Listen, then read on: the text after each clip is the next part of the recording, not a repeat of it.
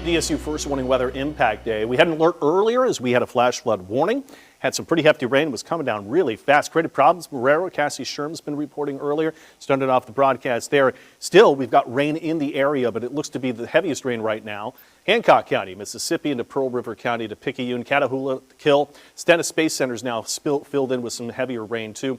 Ansley, some pretty hefty rain. And I want to mention, I just checked out my Twitter X account there, and in West Wego a couple hours ago as these storms started, a little pea-sized hail, a little small hail was found there too. Appreciate your report. So right now, we've got the heaviest storms here now starting to develop over the Pearl River. St. Tammany Parish, look at Altman, Pearl River, the storm's starting to explode here too. Even back Lacombe way, more storms. Mandeville, just redeveloping off all that humidity that's just laid in there, Lake Pontchartrain. Still raining here in town. So this is going to be steady rains the way I'd word this. Not a lot of lightning strikes. A couple strikes is from the Bonnie Carey, LaPlace, and St. John the Baptist Parish to St. James. Gonzales to Letcher, some hefty rain. And not much here South Shore, really the strongest storms South Tangipahoa Parish. And you go to the Hancock County, Pearl River County area too. Updated the rainfall totals just now to show that Lacombe now topping the list here at 2.31 inches, just over 2 1/4. Just about a 2 1/4 there at Folsom. Abita Springs just over 2. Careers just under 2, and the same in Gretna. Finally, Armstrong International with the light rain came in at 1/10 of an inch. Topped out 96 officially today. Bogalusa 97. Did 91 Grand Isle, Galliano, Dahoma, and even Slidell. But real-time temperatures, this is what the rain's going to do. It's going to cool us down, much needed. But if we got a little bit of the humidity rained out of the atmosphere, it's coming right back up with those dew points in the 70s.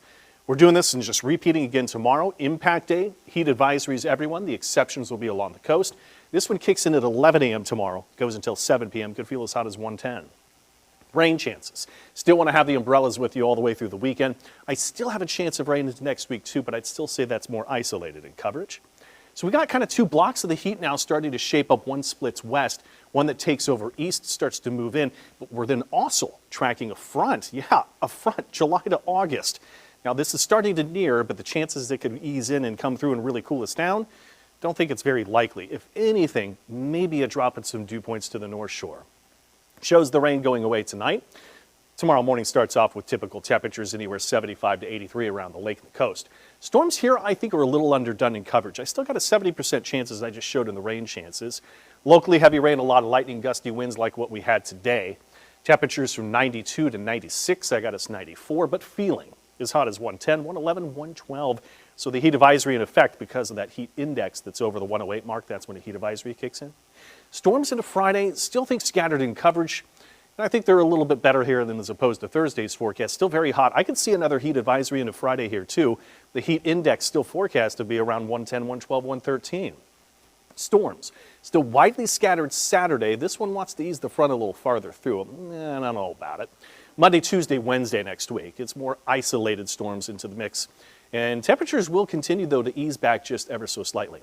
So switching to the tropics outlook and some of the best news from the Gulf, Caribbean, Greater Atlantic over the next 7 days, nothing but shown with a long-range forecast climate prediction center last week, a zone of possible development way, way in the future here. This is Wednesday into Tuesday of the following week. Shows there might be some potential. You need to word that zone and see it. It's maybe something Bahamas, Turks and Caicos might develop and really is likelier to stay off the East Coast. I think we're going to be okay. We'll keep an eye on it. Long way away. 7-day forecast, WDSU First Warning Weather. 7-day impact day tomorrow for the heat. Still could find storms, and storms and heat still to the weekend.